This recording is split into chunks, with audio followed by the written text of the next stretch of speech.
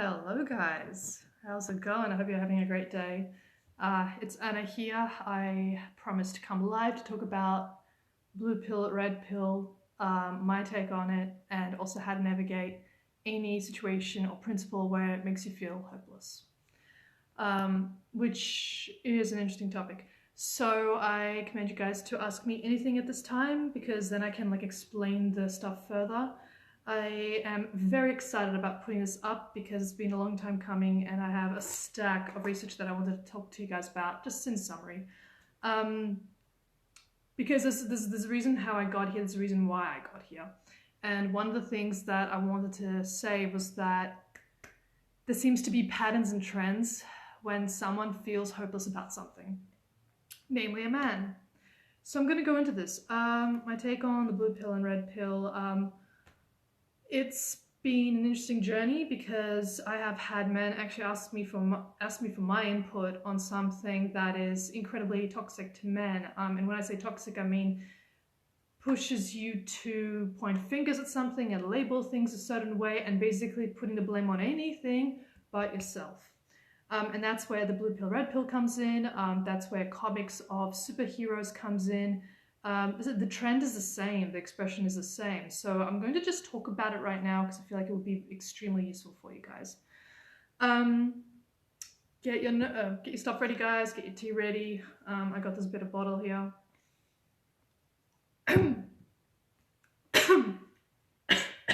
Went way too fast. Got too excited. So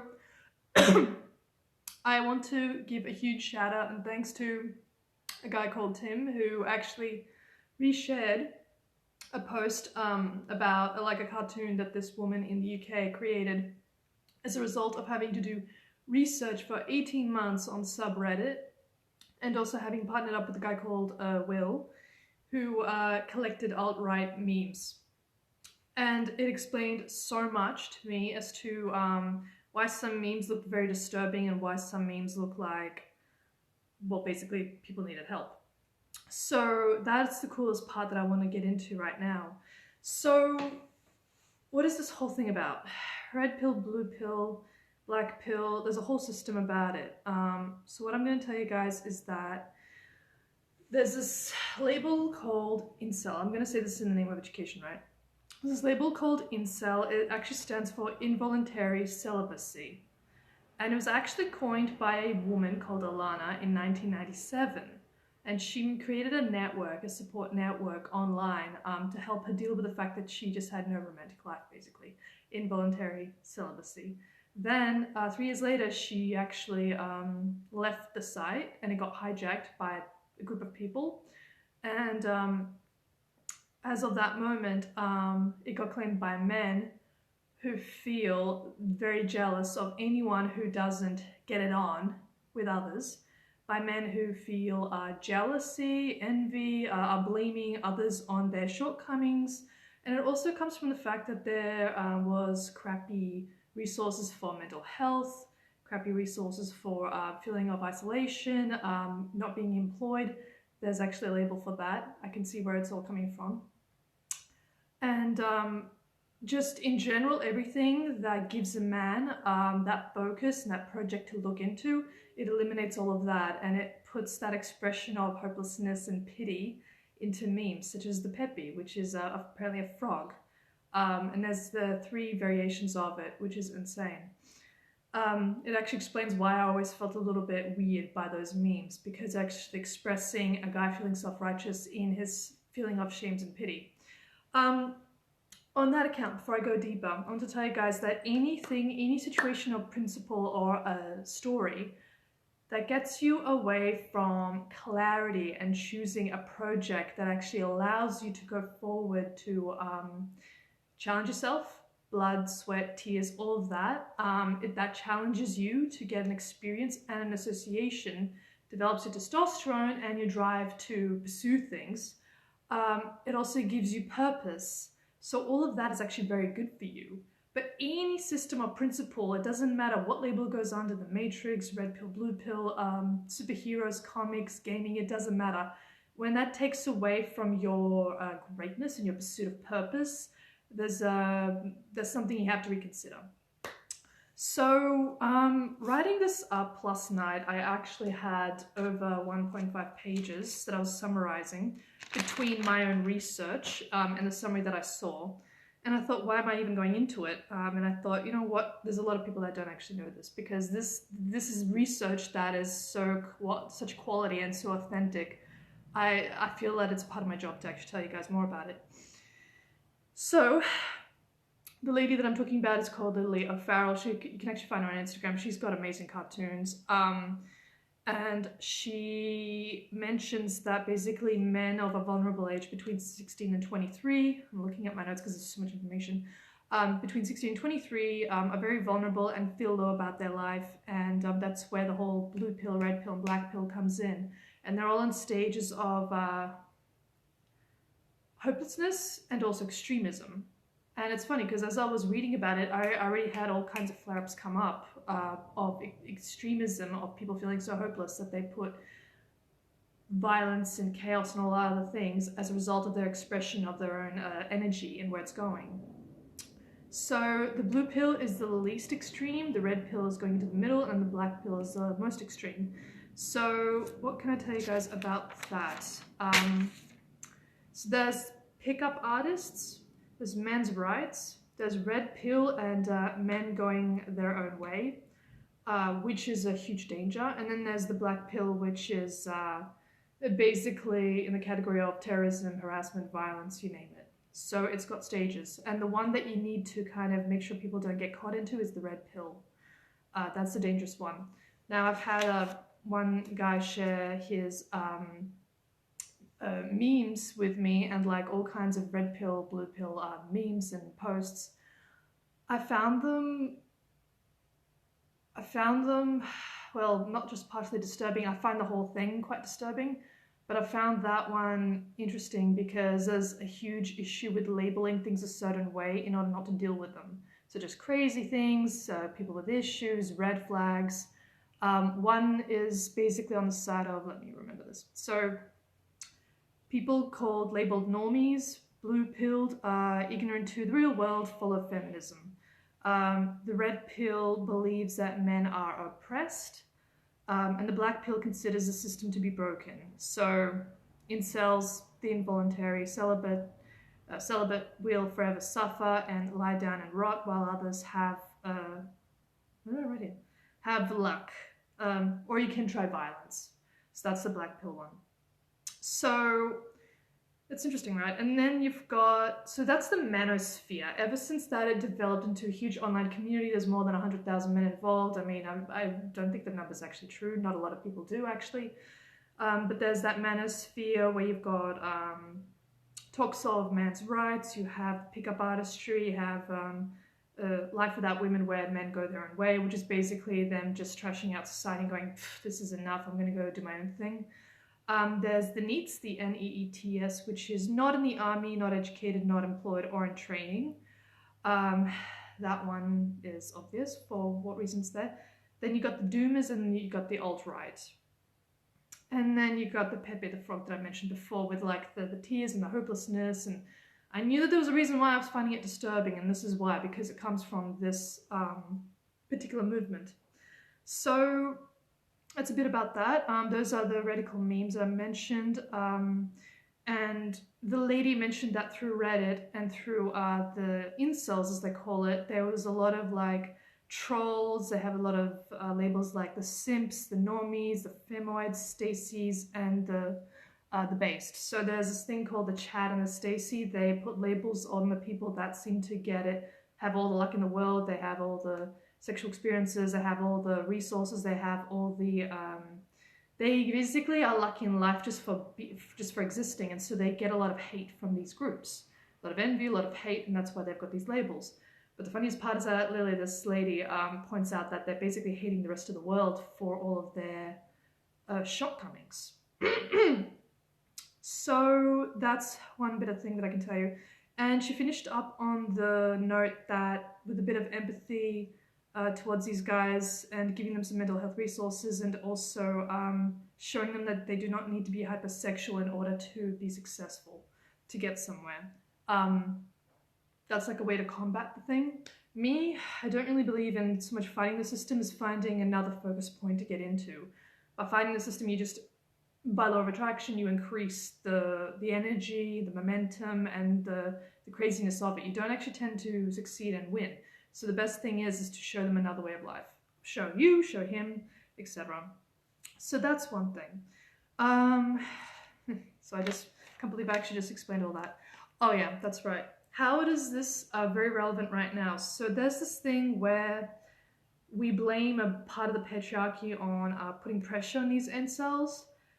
They blame women on their shortcomings. And this is actually where a lot of sexual harassment and kind of using transactions with women comes in. And this is where, what else did I write? This is where entitlement, jealousy, and victimhood comes in. So that's kind of obvious through the memes, actually. The pitying, the self-righteousness, the victimhood, that type of thing. It's coming from, there's the three memes where it's like you're in a blanket and you're at home and you've got basically no purpose. Then there's another one. There's three of them, but the funniest part is I relate to. I can understand where they're all coming from. And then there's the pity one where there's the Pepe crying and all the rest. If you guys have ever seen that stuff, now you know where it's coming from. You know how to navigate that. So that whole violence part, we understand that the incels feel pressure to be a certain way, to be hypersexual, to be employed, have that body image, they're feeling isolated, they're also blaming pretty much everything on women in one section. So that's a bit of education for you guys. I hope it makes sense. I hope it's useful, because you probably will knock into someone who's talking about this. If I have been able to knock into at least 2 people, 2 followers who showed me these posts and these memes, then clearly there's something to go on with. So that's a lot of fun. What I also want to tell you guys is a little bit of the research that I have done in my own spectrum.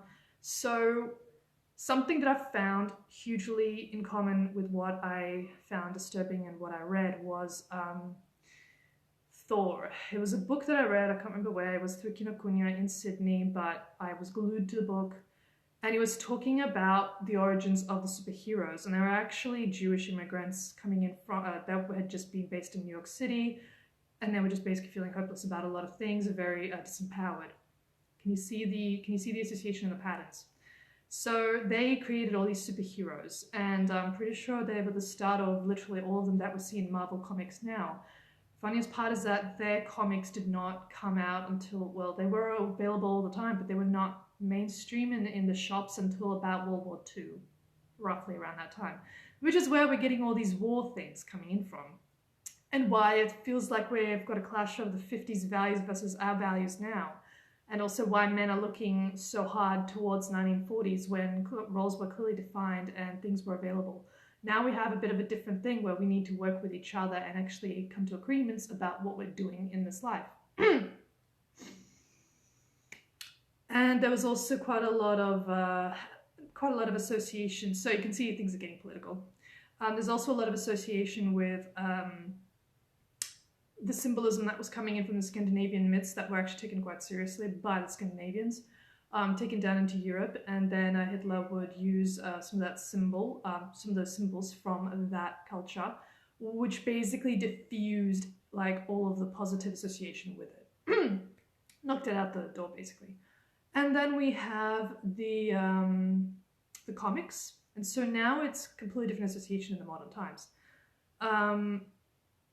So that's interesting, and it's the same intention. It's hopelessness, it's creating and causing a movement. But the funniest part is that I want to tell you guys that whenever you feel that there's a principle that makes you feel like people, the world, society, everything is either above or below you or unattainable or whatever, that needs to ignite the little curiosity in your head as to what the heck you're actually following, because these things are very disempowering and they're actually coming from a bunch of individuals feeling disempowered by what they're into. So I'm taking your attention off the pills and I'm giving you the reason why you need to remember what the heck is here and what you're actually pursuing, and also making you very very conscious of what you're following at the end of the day, because that's why I tell you about cleaning out your inner circle. That's why I talk about which is funny because I've had followers who took on my energy and then listened to me and went, holy crap, I have a toxic friend and that's why I don't feel attractive and that's why I don't believe I'm attractive enough, even though they are more than beautiful, you know, physically and as a person. And gets rid of all the gunk, basically. So that's one thing.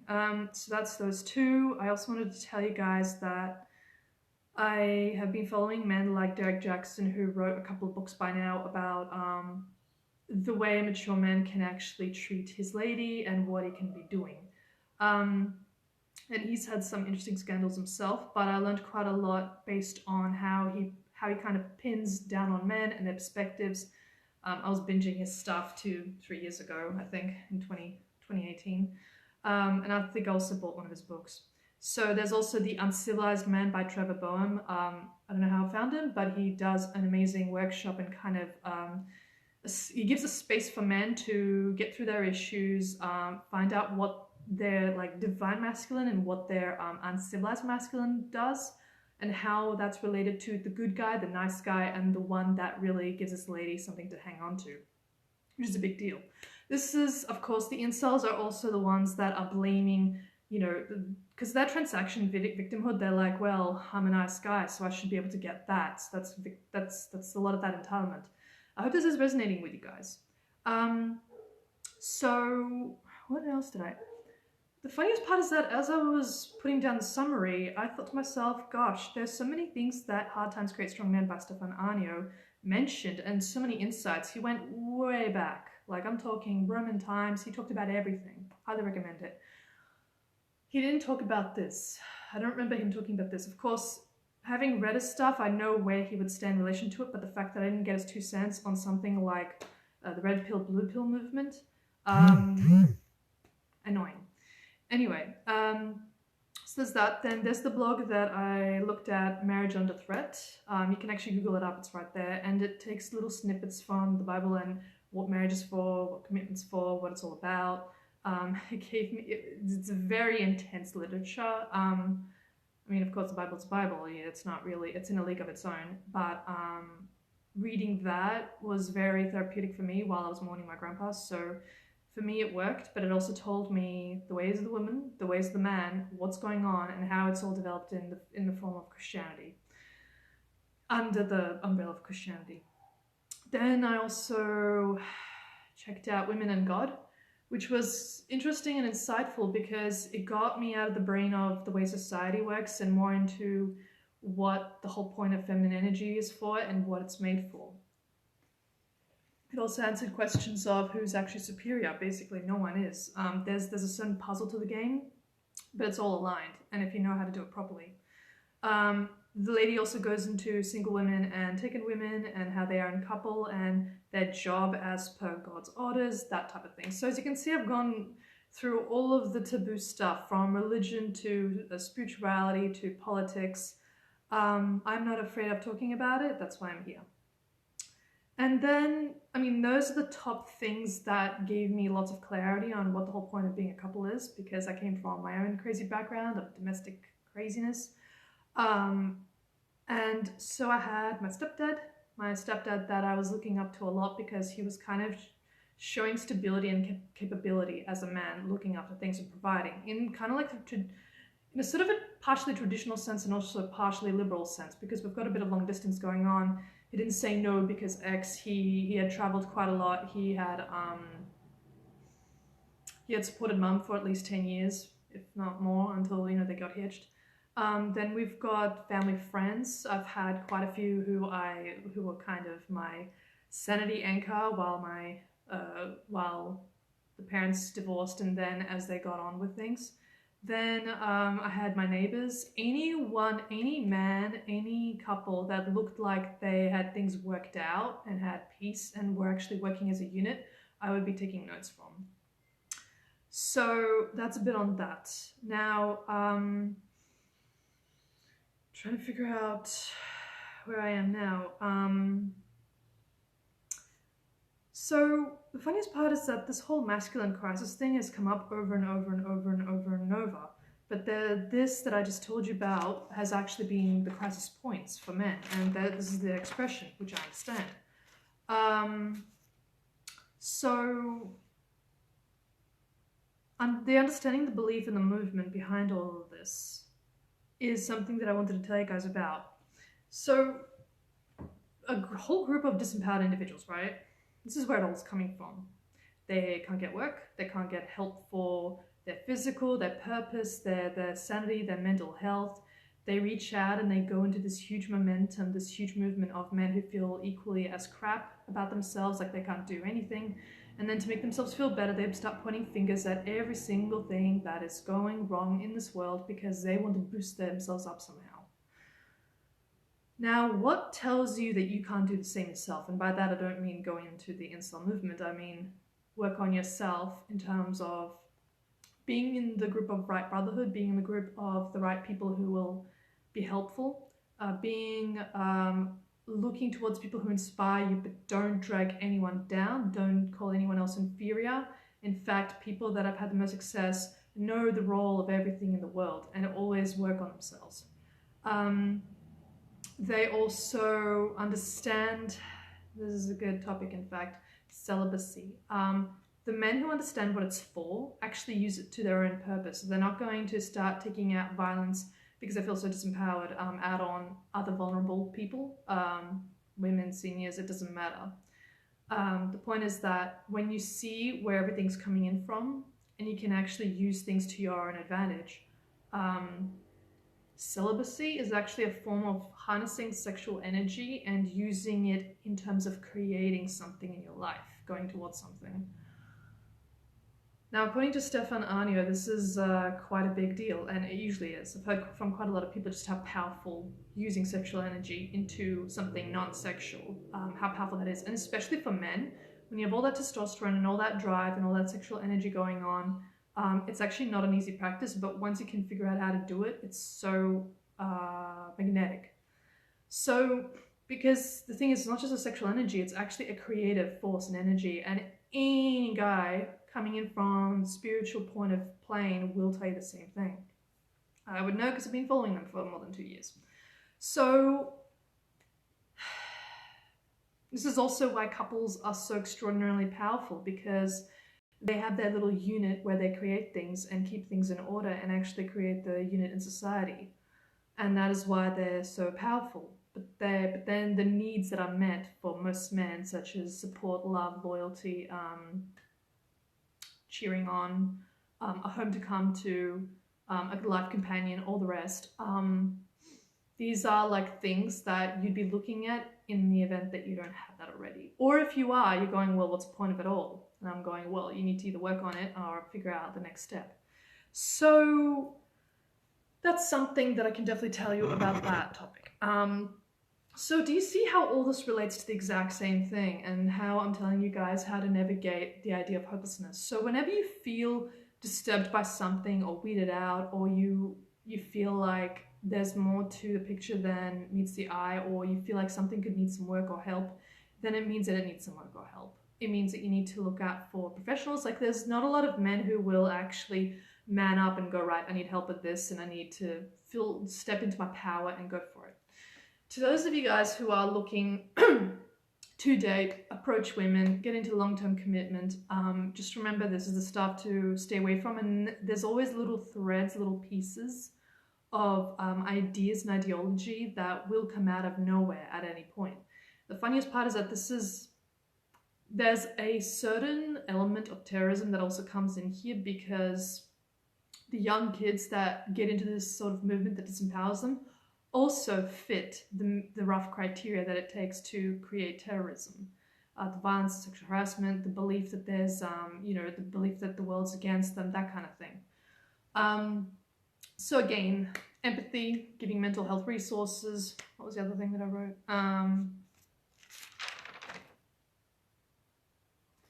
The hypersexuality as well. All these pressures that come in and, tackle on the guy before he even has a chance to think about his life. That's crazy.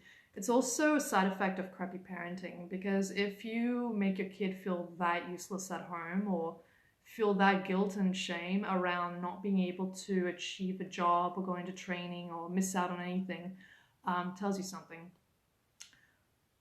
So you guys finding this useful? I can talk about this any other time. The whole point of this is to educate you guys on what's going on. So from this sort of perspective, do you have a better understanding of where you stand and what you want to choose to understand, what you choose to believe, what you choose to create in a movement? This is really just an expression of a bunch of individuals coming together, being annoyed with the world and actually creating a lot of chaos purely because they found other people who suit the same situation and think the same way, and then create that bubble of hate and jealousy and all the rest. You can do something really cool with that.